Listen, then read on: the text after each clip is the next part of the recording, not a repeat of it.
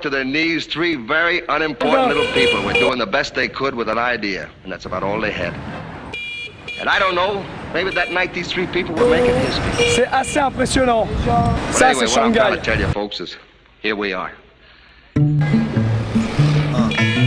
Shit. Getting up. We getting up. Alors, Chinese petit tour. man, what's up? Eh, c'est beaucoup de sensations, hein. Le vélo électrique à Shanghai, c'est un peu plus puissant que le scooter à Paris, hein. Get Je up peux vous to dire. get down, get up to get down, get up to get down, get up to get down, get up, get up, get up, get up, get down. Fresh coats. How are you? Hello. Good? Is it good? What do you eat? What is this? Chicken? Shit. Sheer? Shit. Sheer? Sheer. Okay. Sheer, sheer. Sheer. Shit. Sheer. Get into your working clothes. Up to your knees in oil and grease with a grindstone to your nose. Get up, you lazy lump. Get into your working clothes. Up to your knees in oil and grease with a Ça va bien? grindstone. Très bien, parfait. Bonjour. En plus, nous sommes en présence de Jackie Gurgler. Vous êtes le General Manager de Tree on the Bones, De Jean-Georges, de Jean-Georges. tout à fait. Nous avons 4 restaurants dans le bâtiment. Et moi, je suis en charge du quatrième. On est au quatrième, là. Jean-Georges Inogatine. Est-ce que vous pouvez nous raconter un petit peu, Jackie, l'histoire de Tree on the Bone? Du restaurant, Du restaurant de sa Jean-Georges, création. en tout cas. Tout à fait. Donc, le bâtiment a été racheté il y a 10 ans. 10 ans. Pendant 4 ans, il y a eu des rénovations. Et tous les outlets, en fait, se sont ouverts il y a à peu près 5 ans maintenant. Vous, votre expérience, comment vous êtes arrivé au restaurant Jean-Georges Jean-Georges à Shanghai. à Shanghai. Alors j'ai un parcours classique en fait en hôtellerie-restauration. D'accord. J'ai un cursus d'alternance en fait. Ouais. CAP, Bac Pro, BTS, mention sommellerie. La totale. Je suis sommelier de formation. Information. Tout par alternance et j'ai eu l'occasion de travailler dans de très belles maisons. Vous pouvez citer Le Crocodile à Strasbourg, D'accord. qui à l'époque avait 3 étoiles au Michelin. Exceptionnel parce que vous êtes alsacien. Exactement. J'ai travaillé pendant 5 ans là-bas, un petit peu l'auberge de Lille, 3 étoiles également en Alsace. J'ai quitté, après mes études, j'ai quitté l'Alsace pour l'Angleterre. D'accord. À l'époque, chez Monsieur Roux, Chez en Monsieur fait, au watersiding. D'accord. À l'époque, En anglais principalement. oui, pour perfectionner mon anglais, on va dire ça comme ça. Donc je suis resté là-bas 2 ans. En tant que sommelier ou en tant que général commis sommelier, Sommelier. sommelier et chef sommelier. D'accord. Toutes les étapes. Oui, à l'époque j'étais le plus jeune chef sommelier en Europe en 3 étoiles Michelin. Sympa. J'avais 23 ans à l'époque. Pas mal.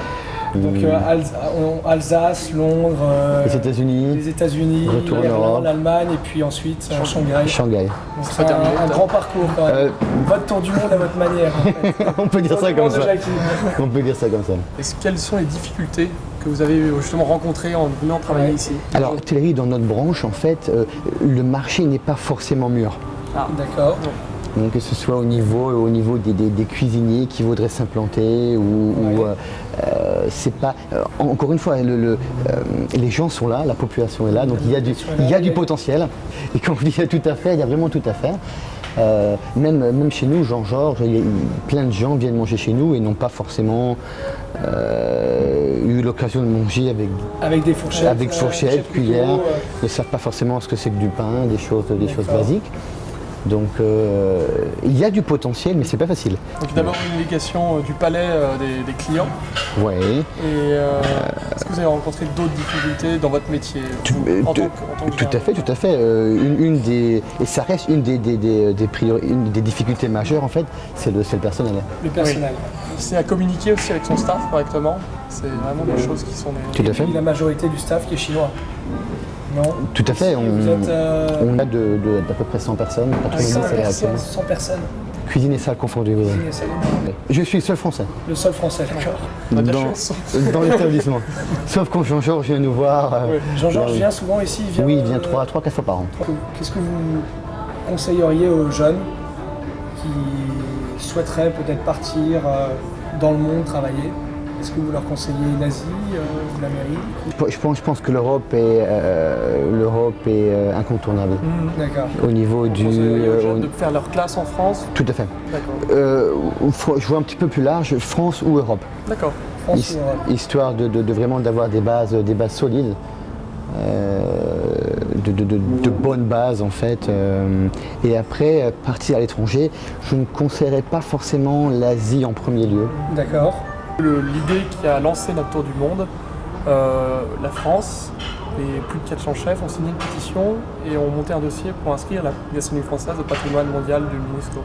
D'accord. Patrimoine culturel et immatériel en fait. D'accord. Et une liste annexe. Et on aimerait connaître votre avis. Pourquoi pas, mais si on applique ça à la gastronomie française, à ce moment-là, chaque Gastronomie peut faire une demande aussi. peut faire C'est une le cas. demande. Et, parce que je vous disais avant que j'adorais la cuisine française, c'est une de mes cuisines préférées. Mais il n'y a pas que la gastronomie française. Bien sûr. En tout cas, Merci beaucoup, hein. Jackie. Ben, merci à Pour vous. votre temps. Merci à vous. Ça fait vraiment plaisir. Bon, on a la chance d'aller avec Jackie au 7e étage pour aller voir la vue qu'ils ont, qui est magnifique sur le Boons. Ouh, le changement de température, c'est très très humide. Il y a la Tower juste en face. Ça, c'est un truc à faire quand on vient à Shanghai. Il faut venir voir profiter un peu des terrasses et venir voir les vues qui sont exceptionnelles.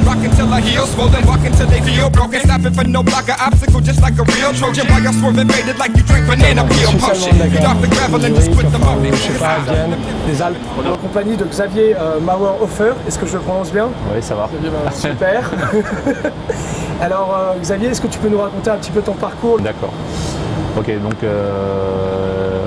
New White, donc c'est au 7e étage. C'est un restaurant qui est très connu à Shanghai, Ouais, des Shanghaïens et de toute la communauté expatriée. pour sa cuisine et sa terrasse. Pour sa vue, une cuisine, on va dire, basée sur une technique européenne, mais D'accord. avec une influence asiatique. Les types, si jamais tu pourrais nous exposer un petit peu ta... Une journée type, tout dépend. Tout dépend l'agenda de la journée. Ouais. Entre 8h30 et 9h30 le matin, j'arrive et puis tout de suite je passe en cuisine. Salut l'équipe. Voilà, bien sûr, on va toujours dire bonjour à tout le monde pour commencer et puis ensuite on regarde les commandes Ouais. avec mon sous-chef, ce qui est arrivé, je regarde les frigos, Ouais. j'inspecte les frigos, est-ce que tout a été étiqueté, est-ce que tout a été... ensuite je vais avoir le meeting ici, le meeting là, avec ce département. Donc voilà, ça passe. Bon, ensuite à midi le service, donc je suis là, je suis en cuisine. Toujours en cuisine. Ouais, bien sûr. Ensuite, à la fin du service, je mange vite fait avec mon directeur de restaurant. Et Ouais. on mange tous les deux ensemble et puis on parle des choses. On passe en revue le service, ce qui est allé, ce qui n'est pas allé, ce qu'on pourrait faire. S'il y a eu un problème ou pas. Voilà, donc on fixe, on règle les petits problèmes à régler. Et puis l'après-midi, on repart. Mise en place. On repart, je reprends la mise en place avec les gars. Ensuite, tous les jours à 3h30, je fais un meeting avec toute la cuisine. Ouais. Où là, c'est là où justement l'essentiel de la communication se fait. Je passe tous mes messages. J'ai à leur passer, soit parce que je suis pas content, parce qu'ils ont mal fait quelque chose le matin, ou ça c'était pas comme ça. Ou alors ensuite après on parle de tous les événements qui arrivent. Ce soir on a une fonction pour 40 personnes, 60 personnes, ça et ça et ça qui est réservé. Voilà. On parle de tout ça pour le soir. Il est 6h, le service commence encore. Le service commence. Ça dure jusqu'à 10h30, 11h. On mange quelque chose avant de rentrer à la maison. Et Et ça puis fait voilà. une très très longue Ça journée. fait une grosse journée. Très grosse. Voilà, ouais. Donc c'est comme ça tous les jours. Donc forcément c'est C'est un rythme à prendre. c'est un rythme à prendre. Au début c'est dur quand même. Mais bon, ça c'est le côté boulot. De toute façon, si vous êtes passionné, si vous aimez ça, il ne devrait pas y avoir de problème. Et en tant que chef, quels sont les 3 ou 4 points forts qui font la qualité d'un bon chef? D'accord. Pour commencer, je pense qu'il n'y a pas de secret, c'est la formation. Oui. Les endroits, les établissements dans lesquels on est allé travailler. Je pense que si on veut vraiment avoir les bases, les vraies bases, et aussi acquérir une bonne technique, il faut passer par l'étoile Michelin. Et est-ce que tu penses qu'il y a de la place pour les jeunes? Est-ce que tu recommandes aux jeunes de venir en Asie Et à Shanghai particulièrement. et à Shanghai? Il faut d'abord faire ses classes en France ou en Europe et après venir ici. Parce qu'ici, on en est encore au point où on forme les gens. Donc ici, il n'y a pas. Voilà, vous n'avez pas la structure d'école hôtelière comme on a en France ou en Europe. Bon, je parle de la France parce que pour moi c'est le meilleur exemple. Ces choses-là ici, elles sont pas encore comme ça va prendre déjà longtemps. Donc en fait, nous, on est un peu. On n'est pas les pionniers parce qu'il y a quand même des gens qui sont passés avant nous, mais on est les formateurs. On est ici, on est En qualité une de vague. chef, mais en qualité aussi de finalement de Voilà. teacher, enfin de professeur. Vous faites plus de formation en fait. Donc ça c'est le côté qui est des fois un peu dur à accepter parce que on ne peut pas toujours avancer aussi vite qu'on veut. Faire un pas en avant, deux pas en arrière. Donc c'est pas facile. Donc déjà avoir les bases, bien avoir les bases qu'ils aient compris, puis après on avance tout doucement. C'est cette question, mais en cuisine, ton staff. Ouais, ils sont tous chinois. Ils sont tous chinois. C'était pas trop difficile justement d'arriver. Ah, c'était très dur. Les difficultés que tu as rencontrées. Les difficultés, c'est ce qu'on appelle le culture choc. C'est un peu comme une pyramide, si vous voulez, même dans une brigade comme la mienne, c'est une pyramide en fait. Donc au début, c'est très mal pris de leur part que le chef aille voir le commis et lui dise ouais, il faut faire ci, il faut faire ça. Il faut passer par voilà, parce qu'après les sous-chefs, ils se sentent délaissés ou ils perdent la face. Donc perdre la face aussi en Chine, surtout pas. Plus gros affront qu'on puisse leur faire, on va dire. Donc si vous allez droit sur quelqu'un comme nous on fait en France, où vous allez peut-être un peu, on va dire l'engueuler, mais conseil du chef. Ouais, vous allez faire une remontrance ou quoi que ce soit, donc il va se sentir très mal devant tous ses collègues, il va pas être Donc content. toi, tu fais comment? Et ce qu'il faut, c'est donc passer par mes adjoints, mes sous-chefs, qui eux, derrière, vont aller voir cette personne. Et ça, par contre, ils l'acceptent. En fait, on est très maladroit. Il y a plein de choses qu'on ne sait pas parce qu'on nous a pas, on n'est pas au courant de la culture en Chine. Il n'y a pas un petit guide, il faudrait l'inventer? Je pense que non, mais c'est très utile en fait. Ça serait une très bonne idée parce que on arrive avec. Comment s'adapter? On arrive comme des arrivistes en fait, c'est ça. Et en fait, on fait des très grosses gaffes. Il est sûr qu'il faut pas arriver avec l'idée de dire qu'on va tout changer et que les choses vont marcher comme on veut le faire à notre façon, puisque de toute façon, on n'est pas chez nous. De toute façon, je pense que. On enchaîne sur la question phare. La France a déposé un dossier pour inscrire sa gastronomie au patrimoine culturel et immatériel de l'UNESCO et qu'elle soit reconnue en tant qu'art. Et on demande à chaque personne qu'on rencontre son avis. Je pense que c'est une question que je me suis jamais posée, je dois dire, mais quelque part, je trouve que ça a du sens. Puisque quelque part ça représente notre pays dans le monde entier, donc il faut quand même le dire. Ouais. Je veux dire, il y a chaque pays, enfin beaucoup de pays sont représentés par rapport à une certaine image. Je pense que, oui forcément, parce que c'est un de nos points forts. On est connu pour peut-être pas beaucoup de choses en France, mais je pense que la gastronomie c'est définitivement notre landmark. Ça nous représente fortement. Donc moi je suis pas contre. Je suis pas contre. Moi, je m'étais jamais posé la question, c'est la première fois que j'entends ça, j'en entends parler. D'accord. Mais on est venu pour ça, de voir. T'imagines, on a fait 10 km pour poser cette question. C'est bien. On est fort sur beaucoup de choses, mais je pense que la gastronomie, ça nous représente plus qu'autre chose peut-être. Enfin. On est devant le maglev, la gare de Longyang. Donc c'est très impressionnant, il n'y a pas de rail. Pas de câble, pas de caténaire.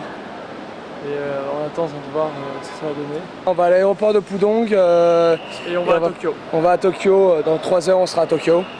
Et on sait toujours pas où on va dormir, donc c'est plutôt sympa. Get up, you lazy look, get into your working clothes. Up to your knees in On n'est pas très large aussi au niveau du temps, mais ça c'est comme d'hab. C'est la course, pas s'inquiéter. oil and grease with the grindstone through your nose. Get up, you lazy look, get into your working clothes. Up to your knees in oil and grease with the grindstone through your nose. Get up. I'm in bed, I squint it, I admit it, mine send it, I show my talking, I money, she knowing we how we potent. Keep mine so short and ride, shining, ease open. She knowing that we fly across seas, oceans, Impressionnant. singing stuff, baby, I'm up all night. No Viagra in my cup, spoil me and then cause I desire finer stuff. Bees and oil and grease, trying to find the designer stuff. They quiet like a mom, so my mind's so focused. I'm on my grindstone in different time zones. Notice, flicker my elixir, I'm where the chicks are. Balloons tied to their hips, they trying to get up. Get up, you lazy love. Get into your working clothes. To Paris. Really? Elle va à Paris. To your toes. Get off, you lazy love. Get into your working clothes. Hello, how are you? Where are you from? Korea. South. Do you know Vous êtes français? Oui, on est français. Je parle français. On va à Tokyo. On fait un tour du monde sur la gastronomie française. Ah, gastronomie. Et toi, tu aimes bien la gastronomie française ou pas? Je sais pas, mais... Oui. Le fromage, le vin, J'aime le fromage et j'aime les gâteaux. les gâteaux, Oui. c'est vrai. Bien les gens ton métier. Ok. Puis à bientôt. Oui, à bientôt. Up to your knees in oil and grease with a grindstone to your nose. Je crois qu'on a trouvé notre vol pour, enfin notre comptoir en tout cas pour s'enregistrer pour Japan Airlines. Donc, voilà. Hello, how are you? Fine, thank you. Wait. Hey. Sorry, please show me your passport. Oh yes, sure. What's your name? Sorry. You look very nice. Now today just to Tokyo. Just to Tokyo? Yes. Do you have any check-in baggage? 14,5 kg quand même.